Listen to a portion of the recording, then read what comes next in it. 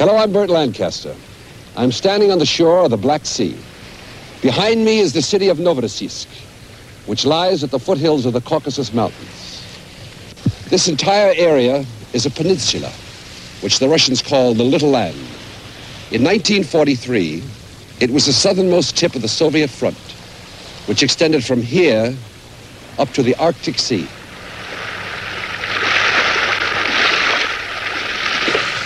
At the same time, the Battle of Stalingrad was taking place in the summer of 1942. The battle for the Caucasus began. Hitler wanted to open a road to the Near East, to India, by way of the Caucasus. It was a victory he wanted badly. That accomplished, he said, I will bring the war to the continental United States. The fighting for the Caucasus lasted 13 and a half months. In the battle for Novorossiysk and the peninsula, the greatly outnumbered Russians defended the Little Land for 7 months. Nazi planes made up to 2,000 raids a day on this area. German artillery barrages were followed by heavy infantry attacks. It was a long, fierce battle in which more than 1 ton of explosives were fired by the Nazis for every Russian defender. Leonid Brezhnev, then a colonel, was among the Soviet soldiers fighting at Novorossiysk. The Soviet Army's victory in the Caucasus smashed Hitler's plans for an overland route to the Near East and India. Now, our story, the Battle of the Caucasus.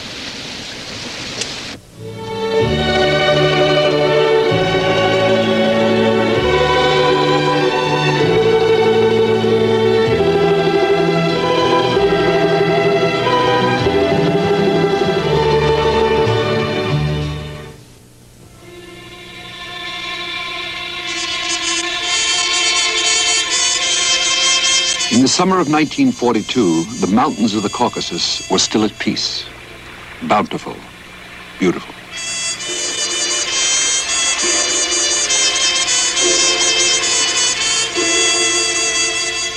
Hitler had plans to change all that. The prize was oil, the rich Soviet fields at Baku, gateway to the Mideast.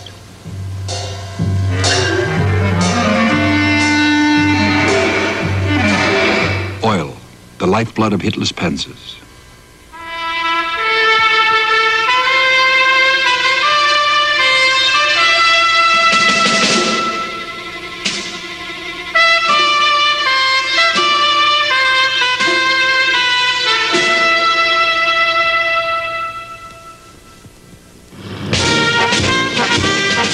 Early in the summer of 1942, the Wehrmacht launched its massive new offensive.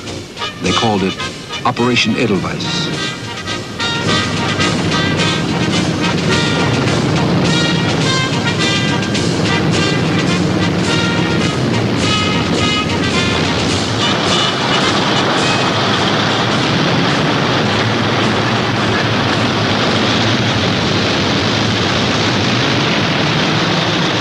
The first target was Rostov-on-Don.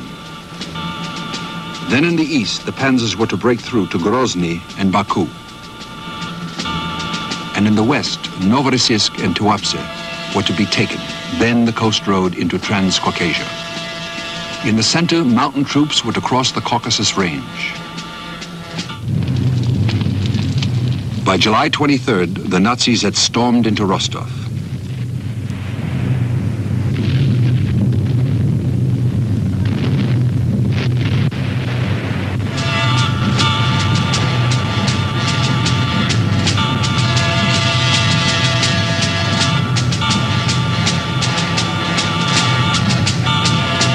On July 25th, the Soviet High Command ordered Rostov abandoned to avoid encirclement.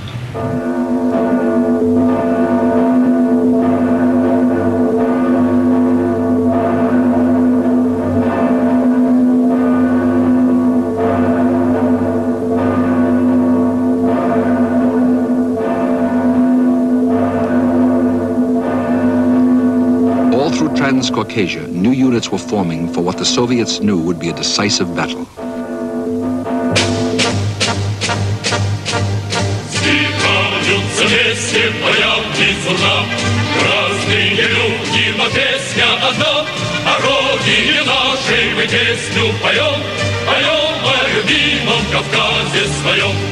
Злобный боян, приготовься, кулак. Дорога одна, к ней приблизился враг.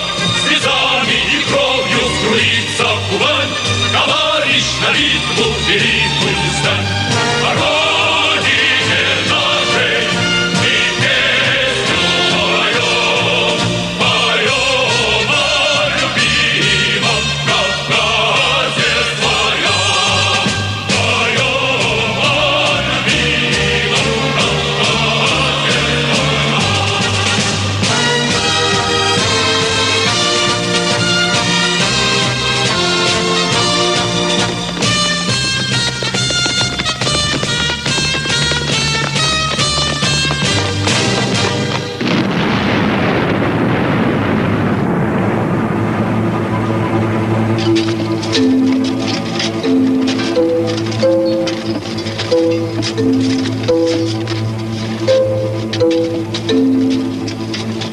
The network of fortifications that ran through the mountains was strengthened.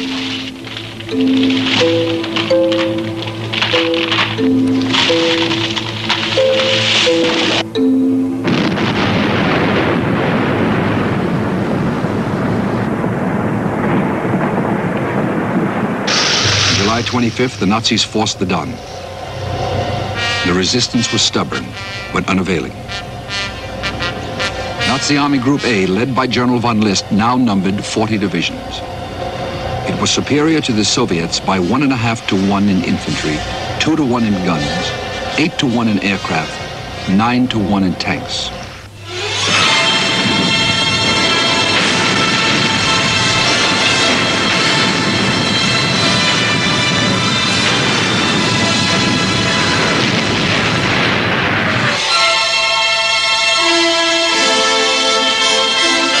On July 30th, an order from the People's Commissar of Defense was read to the troops.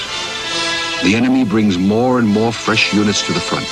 To retreat further means ruin to ourselves and our country. We must stop the enemy at all costs, not a step back.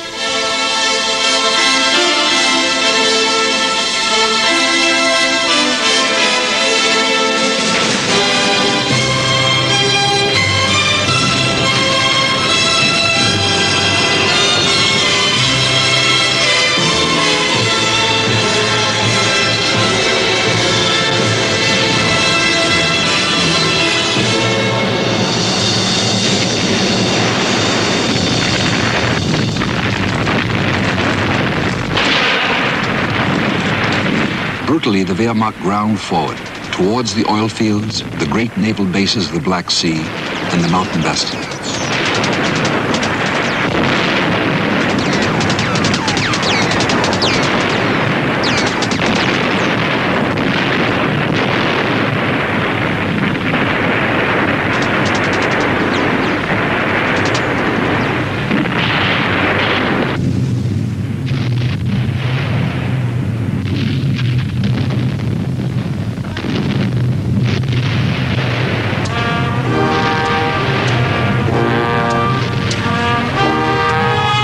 Further south, they closed on the Taman Peninsula, key to the Crimea.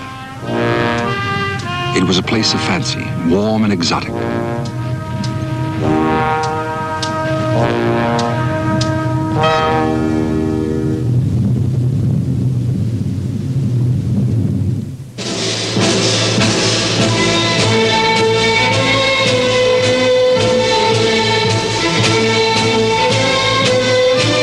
Our strength is in our indissoluble friendship, the message came. Everything for the front, everything for victory.